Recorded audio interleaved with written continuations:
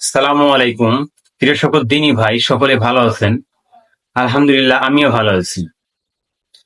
তো বরাবরের মতো আজকে আমার এই চ্যানেলে মূল উদ্দেশ্য যেটা থাকে সেটা হচ্ছে দ্বীন ইসলাম প্রচারের জন্য কিছু কথা বলে থাকি। আর এগুলো আমাদের এবং আপনাদের সকলের জানা দরকার, যাতে করে আমাদের কাল কিয়ামতের মাঠে এই বিষয়গুলো কাজে লাগে। আর আমি একটু আসলে পয়েন্ট টেবিলটা কঠিন করে বলি, এই জন্যই বলি যাতে করে মানুষ একটু মানে ওইটার দিকে আকর্ষণ বোধ করে। আর ইসলামের মূল যে বিষয় তা হচ্ছে অবশ্যই জানার জন্য সঠিকভাবে দিক নির্দেশনা বুঝতে হবে, এবং মস্তিষ্কটা যখন কোনো কিছু শুনবেন তখন ওইটা খাটাইতে হবে। তো আমার আজকের বিষয় অধ্যায় নম্বর সহিয়াল বুখারী অধ্যায় নম্বর 17। আজকের বিষয় ইস্তিনজার জন্য পানির সাথে লৌহ অথবা লোহা জাতীয় কিছু ফলক সাথে রাখা।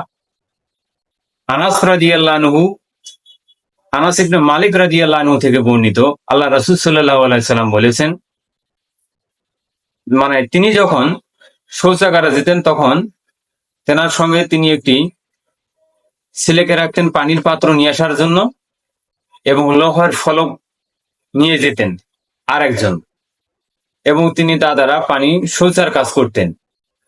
তার মানে মল ত্যাগের পরে তা পরিষ্কার করতেন এইভাবে।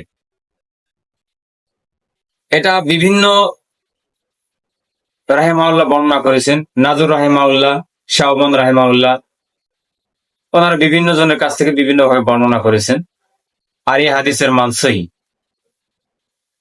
আর এখন অধ্যায় নম্বর 18, বিষয় ডান হাতে শৌচা কাজ করা নিষেধ।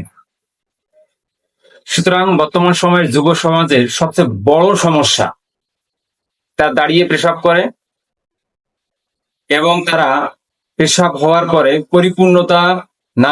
পরিপূর্ণ না হওয়ার আগেই তারা কি করে, ওই পেশাব পায়খানা থেকে চলে আসে।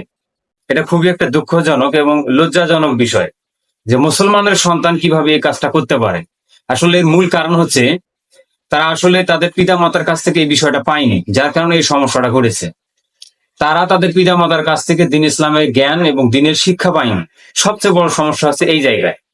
তা না হলে তারা কখনোই এই কাজটা করতো না। আর পরবর্তীতে এই বিষয়টা নিয়ে যেটা বলবো, যে আবু কাতাদাহ রাদিয়াল্লাহু আনহু থেকে বর্ণিত, তিনি বলেন, আল্লাহ রাসূল সাল্লাল্লাহু আলাইহি সাল্লাম বলেন যে তোমাদের কেউ যখন পান করে তখন সে যেন পাত্রের মধ্যে নিঃশ্বাস না ছাড়ে, আর যখন শৌচাগারে যায় তখন তারা যেন তার পুরুষাঙ্গ ডান হাত দিয়ে স্পর্শ না করে, এবং তারা ডান হাত দিয়ে যেন শৌচা কাজ না করে। তার মানে মল ত্যাগ করার পরে ডান হাত দিয়ে যেন কখনো এটা ব্যবহার না করে। আল্লাহ রাসূল সাল্লাল্লাহু আলাইহি সাল্লাম এই 3টা কাজ করতে নিষেধ করেছেন। নাম্বার 1, যখন পানি পান করবেন তখন অবশ্যই পাত্রের মধ্যে নিঃশ্বাস ছাড়বেন না। নবীজি সাল্লাল্লাহু আলাইহি সাল্লাম নিঃশ্বাস ছাড়তে নিষেধ করেছেন। এবং তোমরা যখন প্রস্রাব করবে তখন কখনোই ডান হাত ব্যবহার করবে না, এবং যখন মল ত্যাগ করার পর পরিষ্কার করবে তখন কখনোই তোমরা ডান হাত ব্যবহার করবে না। প্রিয় সকল দিনী ভাই, আমরা এই বিষয়গুলো জানার পরে এবং এগুলোর উপর আমল করার অবশ্যই চেষ্টা করব।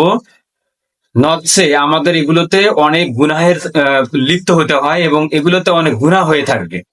অতএব আমি পৃথিবীর সমস্ত মুসলমান দিনী ভাই এবং বোনদের অনুরোধ করব, আপনারা অবশ্যই এগুলো থেকে দূরে থাকার চেষ্টা করবেন, এবং এই আমলগুলোকে ফলো করার চেষ্টা করবেন।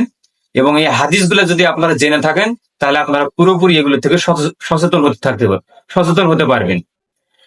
তো সকলকে আমার সালাম, আসসালামু আলাইকুম ওয়া রাহমাতুল্লাহ।